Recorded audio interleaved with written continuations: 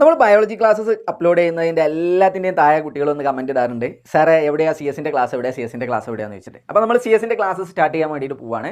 So നമ്മൾ first start ചെയ്യാൻ പോകുന്നത് പ്രോഗ്രാമിംഗ് ഏരിയ ആണ്. നിങ്ങൾക്ക് എല്ലാവർക്കും ബുദ്ധിമുട്ടുണ്ടെന്ന് നിങ്ങൾ വിചാരിച്ചുകൊണ്ടിരിക്കുന്ന ഏരിയയാണ് പ്രോഗ്രാമിംഗ് ഏരിയ എന്ന് പറയുന്നത്. സിമ്പിളായിട്ട് നമുക്ക് പഠിച്ചെടുക്കാവുന്നേ ഉള്ളൂ. സോ ആദ്യം നമ്മൾ പ്രോഗ്രാമിംഗ് ഏരിയ കംപ്ലീറ്റ് ആയിട്ട് കവർ ചെയ്യും. നിങ്ങൾ ശ്രദ്ധിക്കേണ്ട കാര്യം, നമ്മൾ ഫസ്റ്റ് എടുക്കാൻ പോകുന്ന ചാപ്റ്റർ 4th ചാപ്റ്റർ ആയിട്ടുള്ള principles of programming and problem solving എന്ന് പറയുന്ന ചാപ്റ്ററാണ്.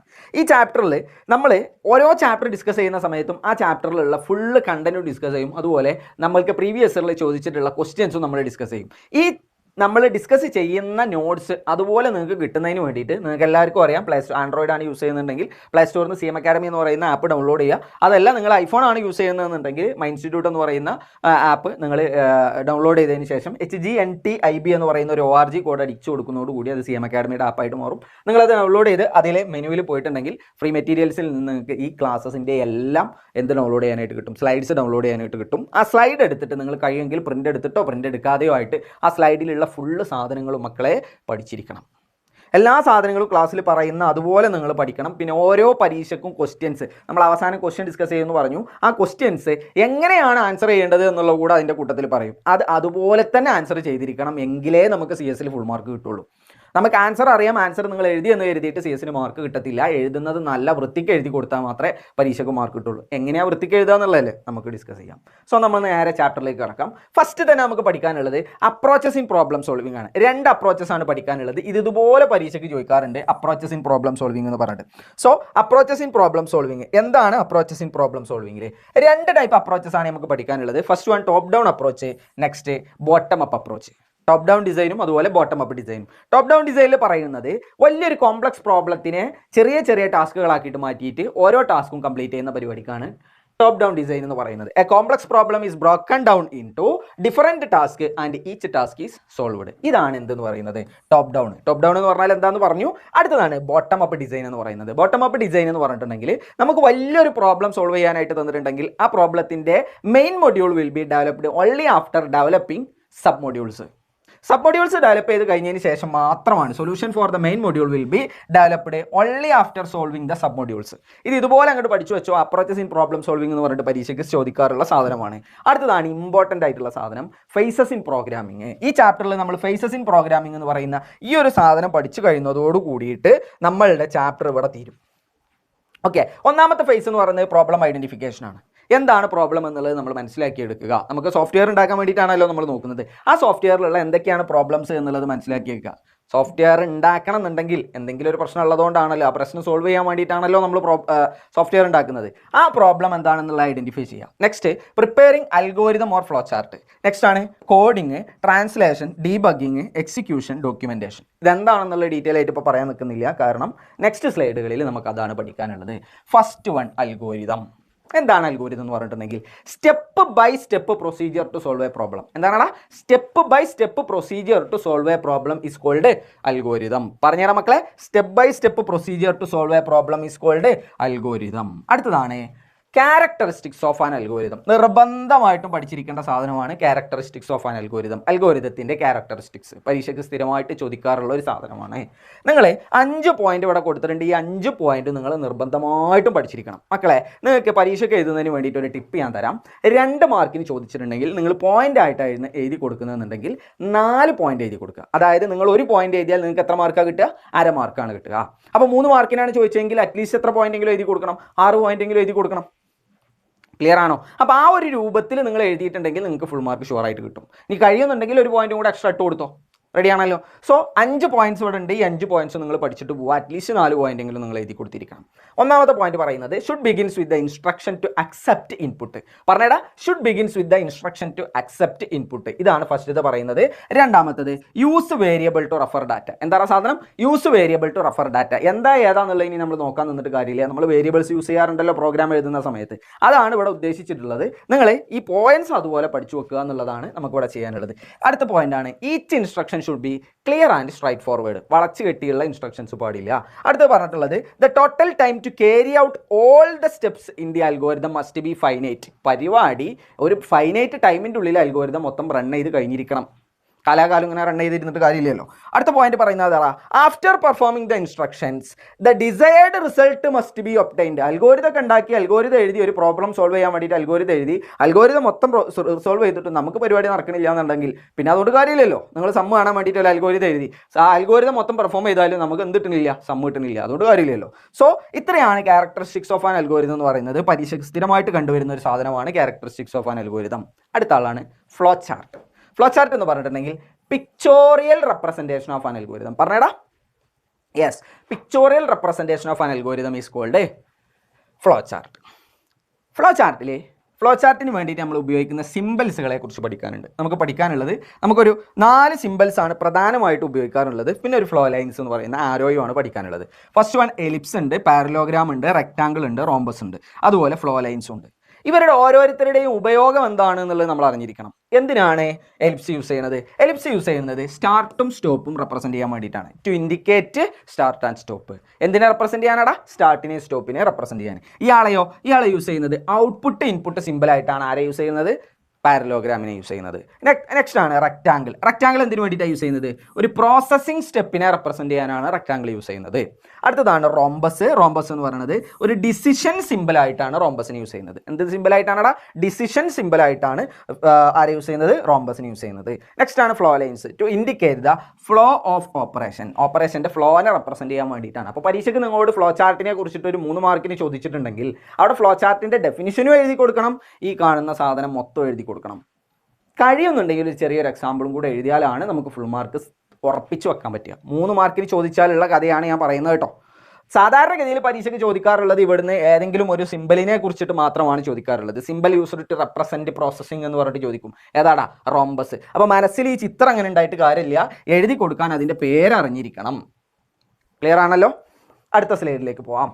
അടുത്താണ് അഡ്വാൻറ്റേജസ് ഓഫ് ഫ്ലോ ചാർട്ട്, അതുപോലെ ലിമിറ്റേഷൻസ് ഓഫ് ഫ്ലോ ചാർട്ട്. ഇടയ്ക്കിടയ്ക്ക് പരീക്ഷയ്ക്ക് ചോദിക്കാറുള്ള അടുത്തൊരു സാധനമാണ് ഈ തന്നിട്ടുള്ളത്. മക്കളെ 4 അഡ്വാൻറ്റേജ് ആണ് നമുക്ക് പഠിക്കാനുള്ളത്. ഏതൊക്കെയാടാ? Better communication. എന്താണ് better communication? Effective analysis, effective synthesis, efficient coding. എന്താണടാ? Better communication, effective analysis, effective synthesis, അതേപോലെ എഫിഷ്യൻറ്റ് കോഡിങ്. 4 അഡ്വാൻറ്റേജ് ഉണ്ട്. 4ഉം അതുപോലെ പഠിച്ചേക്ക് പരീക്ഷയ്ക്ക് ചോദിക്കുന്നതാണ്. ലിമിറ്റേഷൻസ് നോക്കാം. 2 ലിമിറ്റേഷൻസ് ആണ് നമുക്ക് പ്രധാനമായിട്ടും പഠിക്കാനുള്ളത്. First one, time consuming. സമയം നല്ലോണം ചിലവുള്ള പരിപാടിയാണ് ഈ പരിപാടി. ഒന്നാമത്തത് ടൈം കൺസ്യൂമിങ്, രണ്ടാമത്തത് മോഡിഫിക്കേഷൻ ഈസ് ഡിഫിക്കൽട്ട്. നമ്മളൊരു ഫ്ലോ ചാർട്ട് വരച്ച് കഴിഞ്ഞിട്ട് പിന്നെ അതിൽ മാറ്റം വരുത്തുക എന്ന് പറയുന്ന പരിപാടി കുറച്ച് ബുദ്ധിമുട്ടുള്ള കാര്യമാണ്. നമുക്ക് അടുത്ത പോയിന്റിലേക്ക് പോകാം. അടുത്തതാണ് കോഡിങ്. അടുത്ത സ്റ്റെപ്പ് ഏതാണ്?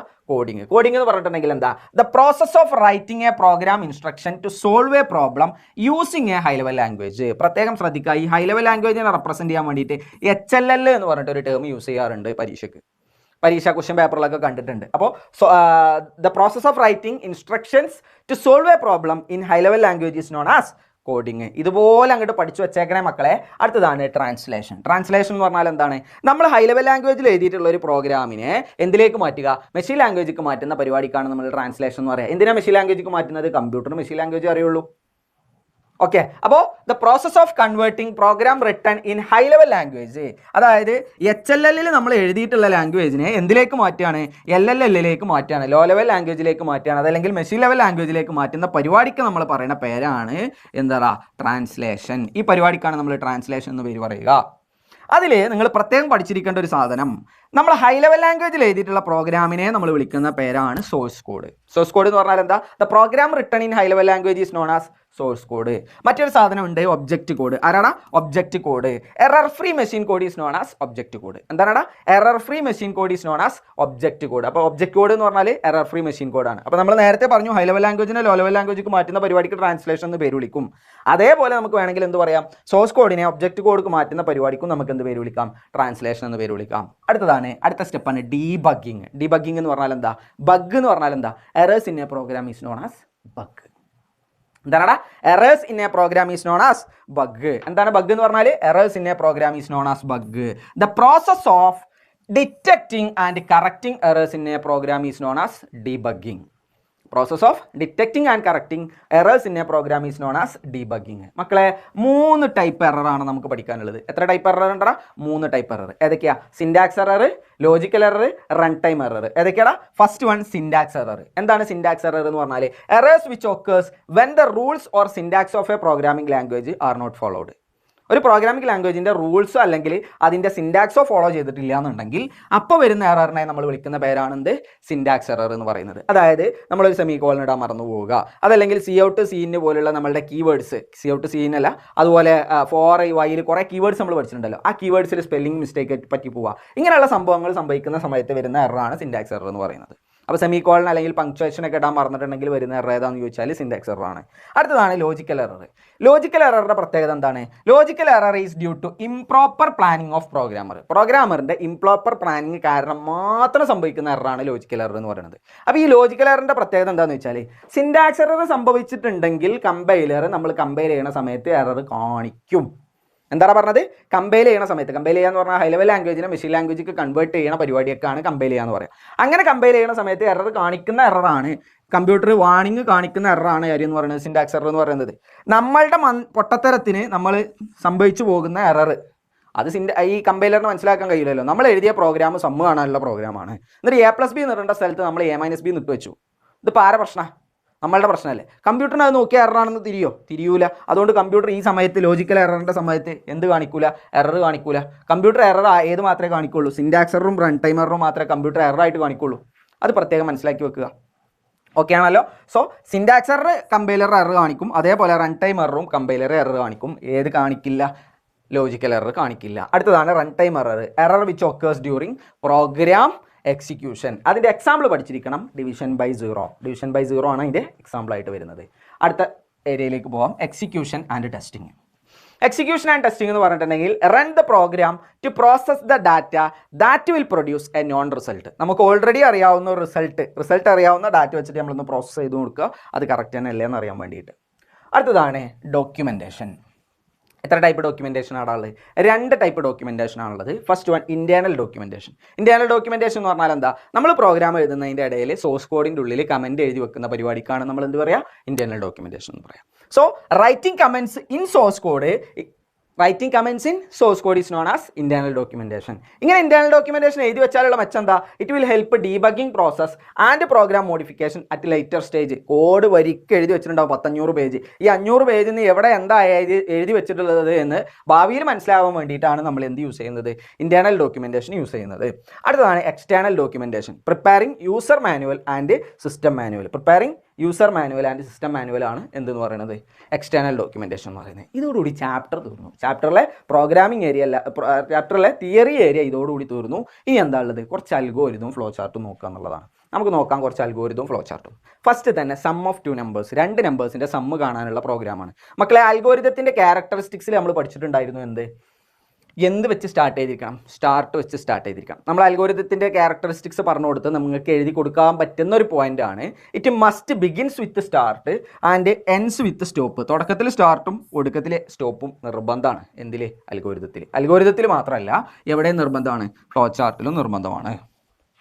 ഓക്കെ, അപ്പോൾ അൽഗോരിതം നോക്കിയേ. ഫസ്റ്റ് തന്നെ സ്റ്റാർട്ട് ചെയ്തു.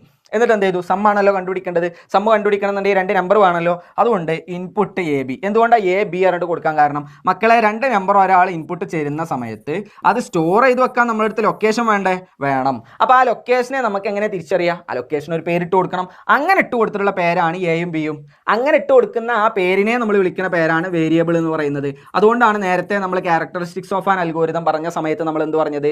യൂസ് വേരിയബിൾ ടു റെഫർ ഡാറ്റേനെ റെഫർ ചെയ്യാൻ എന്ത് യൂസ് ചെയ്യണം? വേരിയബിൾ യൂസ് ചെയ്യണം എന്ന് പറഞ്ഞത്. തിരിഞ്ഞിക്കണോ? ഓക്കെ. സോ Aയും Bയും 2 എടുത്തു. 2 നമ്പേഴ്സ് ഇൻപുട്ട് എടുത്തു. 10 എടുത്തു, 20 ഇൻപുട്ട് എടുത്തു. എന്നിട്ട് എന്താ പറഞ്ഞത്?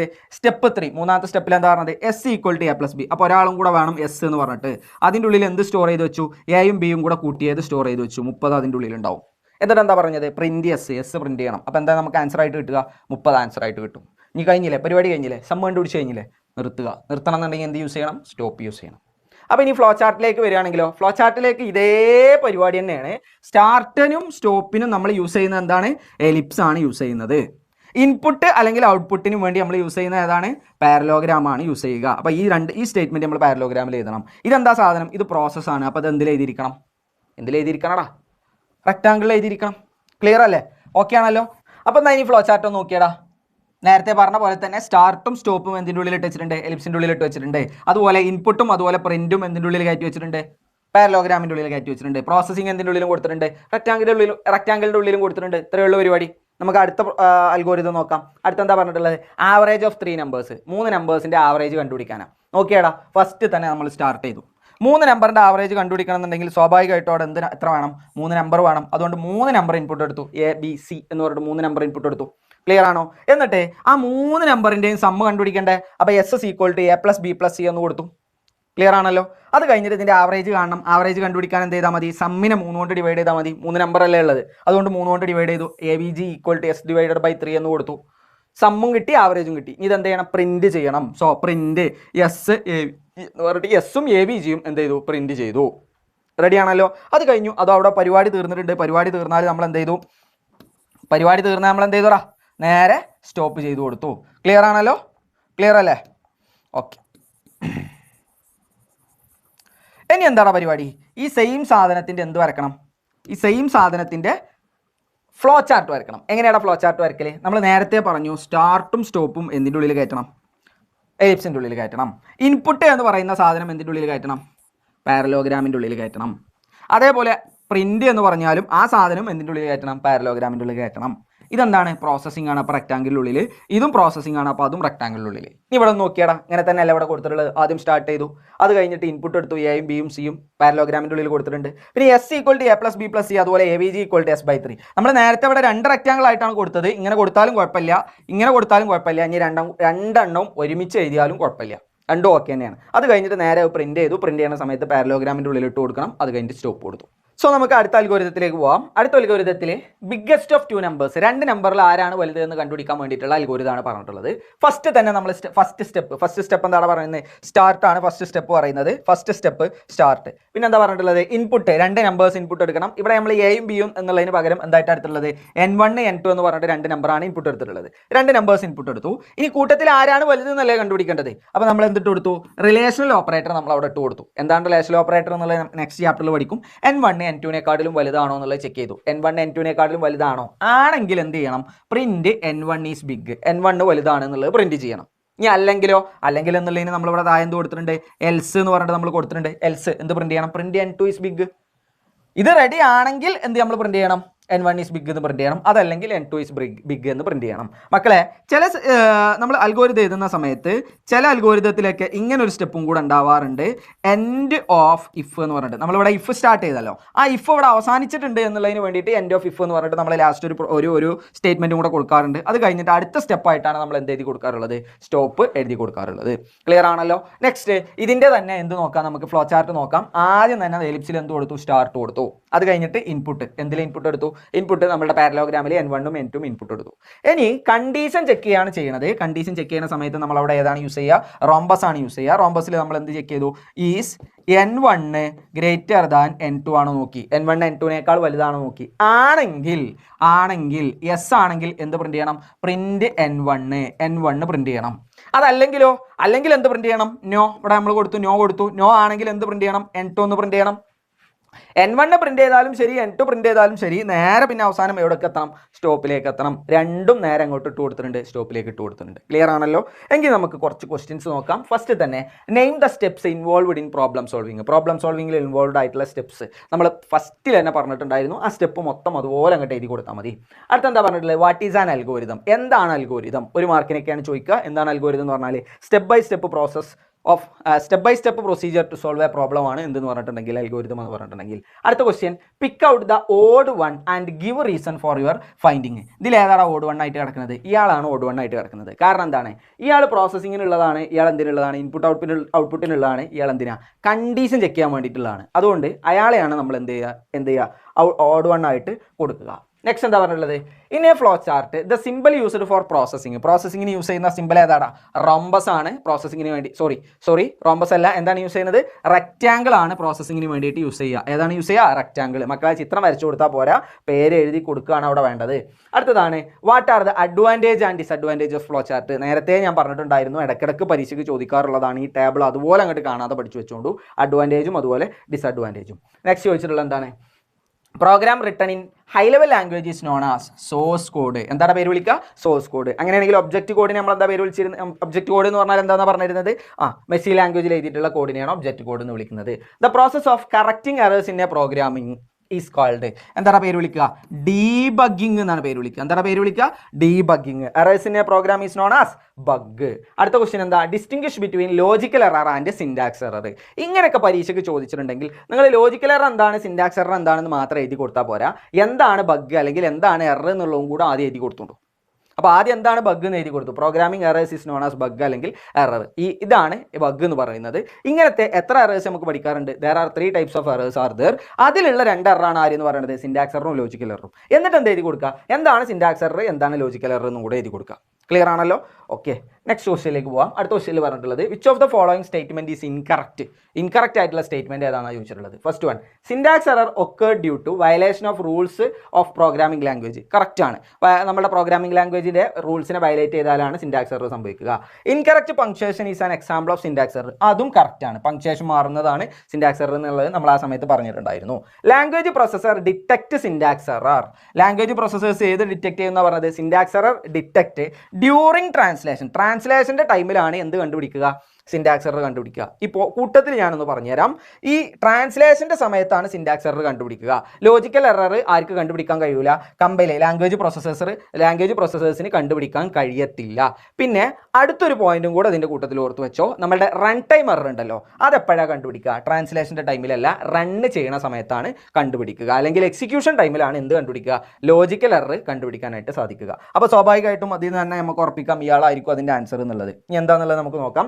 Language processors translate source code into machine code even if syntax error is present in the program. അതിലൊരു ചെറിയ പ്രശ്നമുണ്ട്. ലാംഗ്വേജ് പ്രോസസ്സേഴ്സ് പറയുന്ന 3 പേരെ നമുക്ക് പഠിക്കാനുണ്ട്: കമ്പൈലർ, ഇന്റർപ്രറ്റർ, അസംബ്ലർ.